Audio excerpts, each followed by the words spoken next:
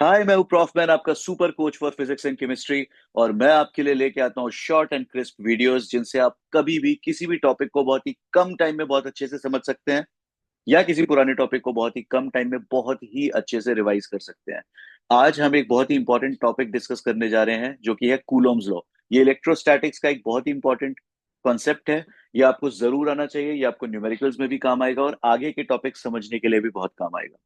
तो कूलोम्स लॉ हमें बताता है कि दो चार्जेस के बीच में जो फोर्स लगेगा वो कितना होगा। तो पहली चीज जो आपको पता होनी चाहिए कि दो चार्जेस के बीच में जो फोर्स लगता है उसको हम बोलते हैं इलेक्ट्रोस्टैटिक फोर्स। अब मान लो ये दो चार्जेस हैं Q1 एंड Q2, और इनके बीच का जो डिस्टेंस दे रखा है वो R दे रखा है। तो कूलॉम्स लॉ बोलता है कि इन दो चार्जेस के बीच लगने वाला जो इलेक्ट्रोस्टैटिक फोर्स है वो डायरेक्टली प्रोपोर्शनल होगा प्रोडक्ट ऑफ चार्जेस के, यानी Q1 into Q2, and inversely proportional होगा square of the distance between them. यानी उनके बीच का डिस्टेंस अगर R है तो ये R स्क्वायर के इनवर्सली प्रोपोर्शनल होगा। और इनवर्सली प्रोपोर्शनल को हम इस तरीके से लिखते हैं कि डायरेक्टली प्रोपोर्शनल का साइन लगाते हैं, वन अपॉन में लिख देते हैं। तो जो electrostatic force between two charges है वो डायरेक्टली प्रोपोर्शनल है प्रोडक्ट ऑफ चार्जेस के, एंड इनवर्सली प्रोपोर्शनल है square of the distance between them के। अब इन दोनों चीजों को अगर मैं कंबाइन करूंगा तो हमें क्या मिलेगा? F is directly proportional to Q1 Q2 upon R square. अब आपको पता है कि जब भी हम प्रोपोर्शनैलिटी साइन हटाते हैं तो एक कांस्टेंट ऑफ प्रोपोर्शनैलिटी इंट्रोड्यूस हो जाता है, एक कांस्टेंट आता है। तो इस केस में वो कांस्टेंट थोड़ा सा बड़ा होता है और उसको किससे रिप्रेजेंट करते हैं? 1/4 पाई एप्सिलॉन। तो जो हमारा पूरा फोर्स बनता है वो बनता है 1/4 pi epsilon Q1 Q2 by R square. और यहां पर ये जो सिंबल है, इस सिंबल का नाम होता है एप्सिलॉन। जैसे अल्फा बीटा वगैरह होते हैं, वैसे इस सिंबल का नाम होता है एप्सिलॉन। और ये या तो इस तरीके से रिप्रेजेंट किया जाता है या फिर कई बार इस तरीके से भी रिप्रेजेंट कर देते हैं।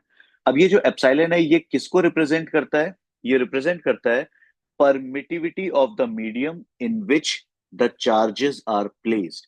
यानी जरूरी नहीं है कि जो चार्जेस हैं उनको आप हमेशा एयर में रखें या वैक्यूम में रखें। हम चार्जेस को कहीं भी रख सकते हैं। हम वाटर में रख सकते हैं, किसी और लिक्विड में रख सकते हैं, ऑयल में रख सकते हैं, किसी गैस में रख सकते हैं। और हर उस मीडियम की कुछ ना कुछ परमिटिविटी होती है। इसका मतलब ये है कि अगर हम दो चार्जेस को भले ही सेम डिस्टेंस पे अलग अलग मीडियम में रख रहे हैं तो उनकी क्योंकि परमिटिविटी अलग होगी, और फॉर्मूले में ये परमिटिविटी यानी एप्सिलॉन आ रहा है, इसका मतलब उनके बीच जो इलेक्ट्रोस्टैटिक फोर्स लगेगा वो अलग अलग मीडियम में अलग अलग लगेगा। और ये जो परमिटिविटी होती है ये बेसिकली फोर्स के इनवर्सली प्रोपोर्शनल है। फोर्स के इनवर्सली प्रोपोर्शनल का मतलब क्या है? कि अगर किसी मीडियम की परमिटिविटी ज्यादा है तो इसका मतलब ये होता है कि उसमें रखे हुए जो चार्जेस हैं वो एक दूसरे से कम इंटरैक्ट करेंगे। और अगर कम इंटरैक्ट करेंगे तो उनके बीच में फोर्स भी कम लगेगा।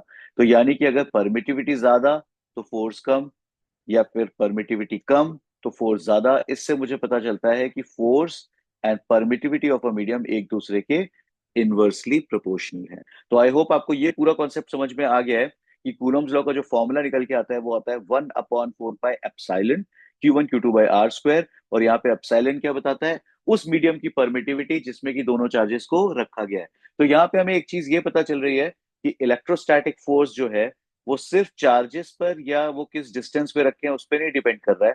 ये इस बात पे भी डिपेंड कर रहा है कि चार्जेस को किस मीडियम में रखा गया है। अलग अलग मीडियम में सेम डिस्टेंस पर भी सेम चार्जेस के लिए जो फोर्स की वैल्यू आएगी वो अलग अलग आएगी। क्यों? क्योंकि अलग अलग मीडियम की परमिटिविटी डिफरेंट डिफरेंट होगी। अब जो सबसे कॉमन चीज आपसे पूछी जाती है या सबसे जो कॉमन न्यूमेरिकल्स होते हैं जनरली आपको यही बताया जाता है कि जो मीडियम है वो वैक्यूम है या फ्री स्पेस है। यानी दो चार्जेस को या तो वैक्यूम में रखा है या फ्री स्पेस में रखा है। अगर दो चार्जेस को वैक्यूम या फ्री स्पेस में रखते हैं तो उस केस में जो परमिटिविटी होती है उसको हम एप्सिलॉन की जगह एप्सिलॉन नॉट से रिप्रेजेंट करते हैं। एक छोटा सा नॉट लगा देते हैं ऐसे नीचे। और ये एप्सिलॉन नॉट क्या कहलाता है? ये कहलाता है परमिटिविटी ऑफ फ्री स्पेस या परमिटिविटी ऑफ वैक्यूम। तो अगर दो चार्जेस को मैं वैक्यूम में रखूंगा तो उनके बीच में जो इलेक्ट्रोस्टैटिक फोर्स लगेगा वो क्या लगेगा? 1/4 pi epsilon not Q1 Q2 by R square. क्योंकि फोर्स का फॉर्मूला होता है 1/4 पाई एप्सिलॉन, लेकिन वैक्यूम के लिए जो एप्सिलॉन है वो एप्सिलॉन नॉट के इक्वल है। तो 1/4 pi epsilon not Q1 Q2 by R square. और इसका एक फायदा ये होता है कि ये जो प्रोपोर्शनैलिटी कांस्टेंट यहाँ पर है वैक्यूम के लिए 1/4 पाई एप्सिलॉन नॉट, इसकी बहुत ही इजी सी और एक सिंपल सी वैल्यू होती है जिसको आप आसानी से याद रख सकते हैं। 1/4 पाई एप्सिलॉन नॉट की वैल्यू होती है 9 × 10⁻⁹ अगर इसकी यूनिट की बात करें तो ये होती है न्यूटन मीटर स्क्वायर पर कूलम स्क्वायर। अगर आप एडिशनल इंफॉर्मेशन चाहते हैं और एप्सिलॉन नॉट की भी वैल्यू जानना चाहते हैं, which is permittivity of free space, तो इसकी वैल्यू होती है 8.85 × 10⁻⁻12 कूलम स्क्वायर पर न्यूटन मीटर स्क्वायर। दो और इंपॉर्टेंट चीजें जो आपको पता होनी चाहिए वो ये है कि जो लाइक चार्जेस होते हैं वो हमेशा एक दूसरे को रिपेल करते हैं। लाइक चार्जेस मतलब एक पॉजिटिव दूसरे पॉजिटिव को हमेशा रिपेल करेगा, एक नेगेटिव भी दूसरे नेगेटिव को हमेशा रिपेल करेगा। और रिपेल करने को हम किससे रिप्रेजेंट करते हैं? पुश से। रिपेल कर रहा है मतलब अपने से दूर पुश कर रहा है।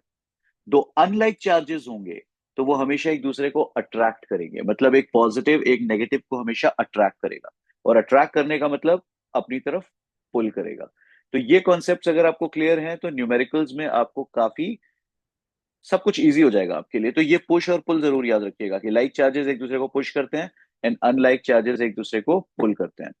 अब क्योंकि हम ऑलरेडी कूलम्स लॉ की बात कर रहे हैं, हमने परमिटिविटी की बात कर ली, तो एक और टॉपिक है जो मुझे लगता है आपको साथ के साथ समझ लेना चाहिए, क्योंकि ये आगे बहुत से क्वेश्चंस में भी यूज होगा और आपको इसकी जरूरत पड़ने वाली है।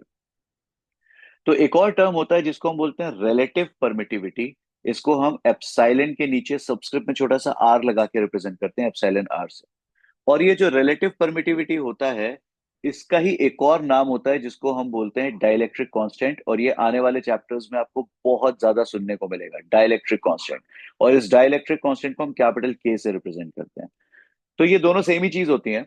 तो रिलेटिव परमिटिविटी या फिर डाइलेक्ट्रिक कांस्टेंट की अगर आपको वैल्यू निकालनी है तो ये होती है permittivity of a medium with respect to permittivity of free space.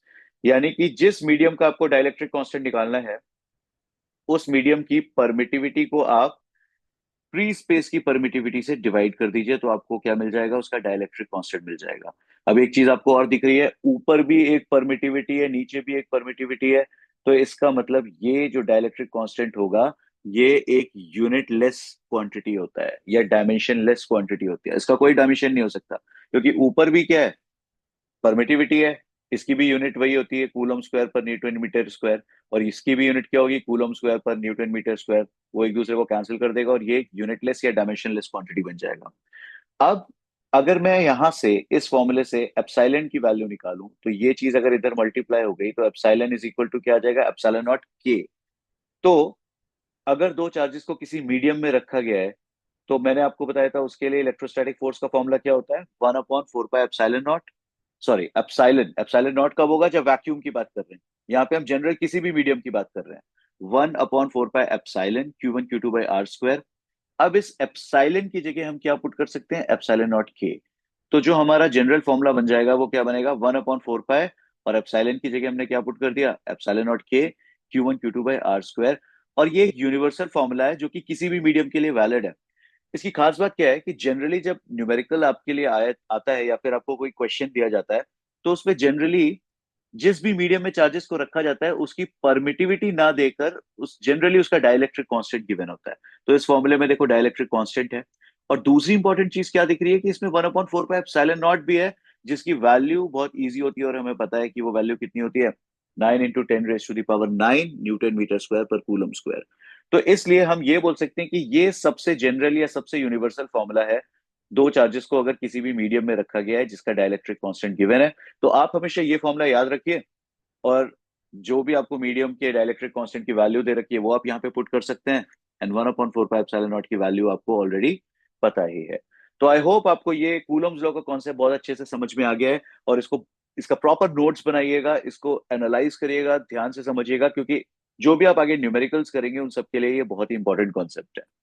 तो अब क्योंकि आप कॉन्सेप्ट समझ चुके हैं तो let's talk about the quiz. एक इंपॉर्टेंट पार्ट होता है ये मेरे वीडियोस का, क्विज। इस क्विज से क्या फायदा होता है कि आपको कुछ नई नई चीजें सीखने को मिलती हैं।